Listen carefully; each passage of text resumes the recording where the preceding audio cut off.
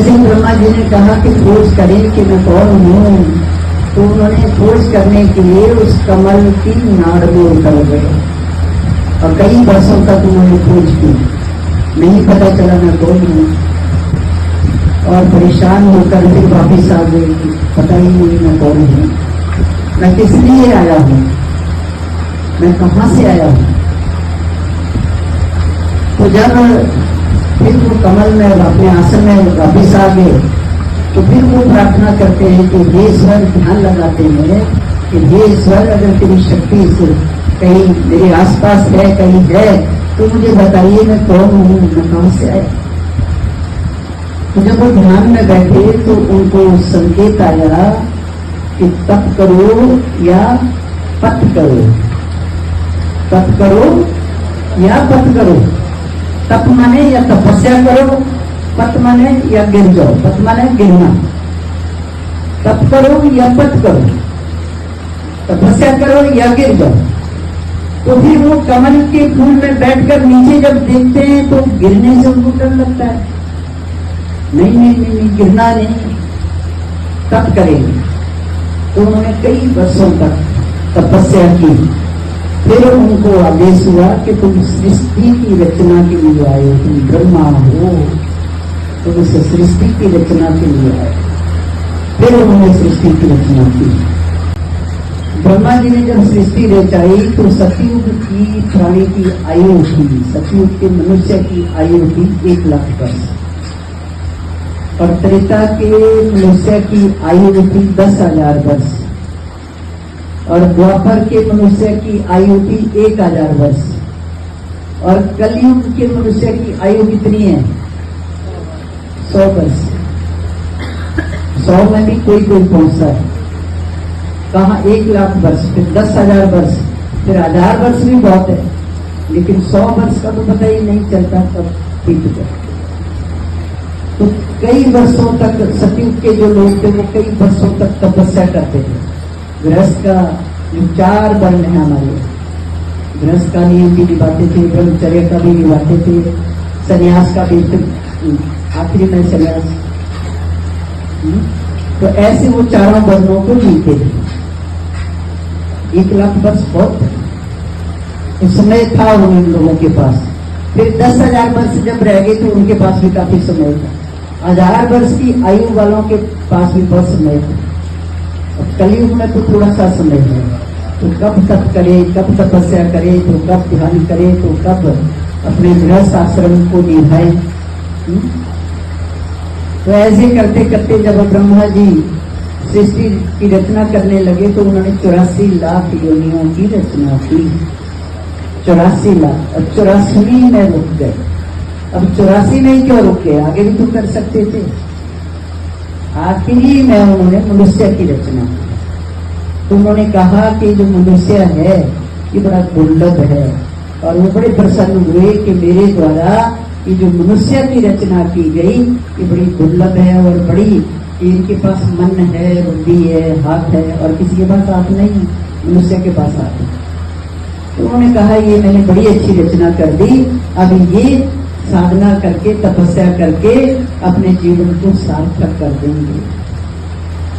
तो सतयुग में ध्यान का युग था, तब ध्यान करते रहे, और त्रेता में फिर यज्ञ का युग था, तब यज्ञ होते थे, राम जी के समय यज्ञ होते थे।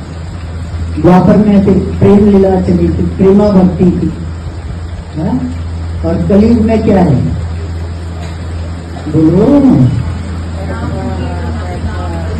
सिर्फ अर्थ की दौड़ है। नाम भी कहाँ लिया जाता है, नाम धारण तो कर लेते हैं पर नाम लिया कहाँ जाता है। तो कहते हैं ये अर्थ का युग है।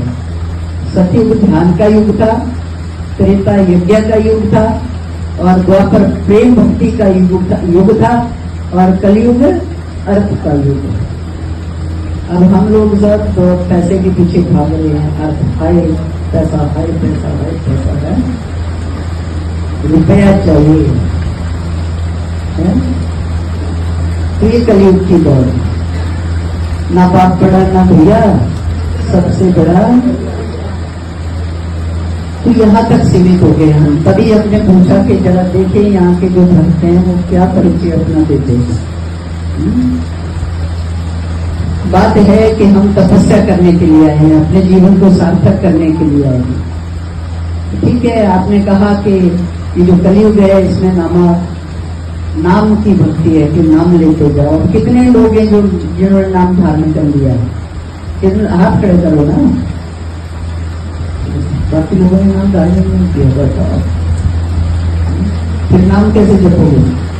बिना नाम धारण किए तो नाम कैसे जपोगे? कौन मार्गदर्शन करेगा?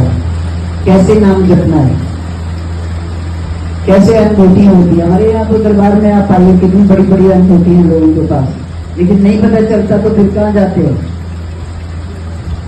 दरबार।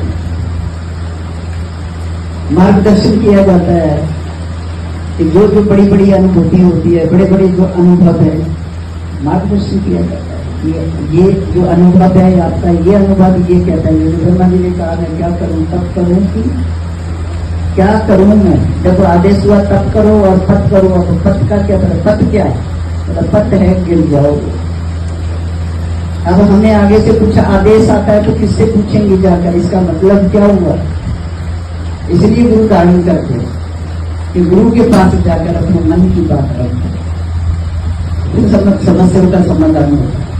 हमारे यहाँ तो बहुत लोग 40-42 वर्षों से उस दरबार में लोग आते हैं और बहुत सारी समस्या, दैहिक भौतिक सब समस्याओं का समाधान उस दरबार में।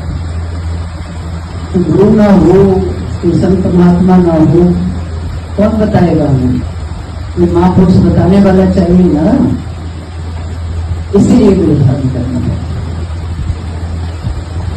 तो ये जो मनुष्य शरीर हमें मिला है, कि नाम जप के लिए मिला है, साधना के लिए मिला है, तपस्या के लिए मिला है।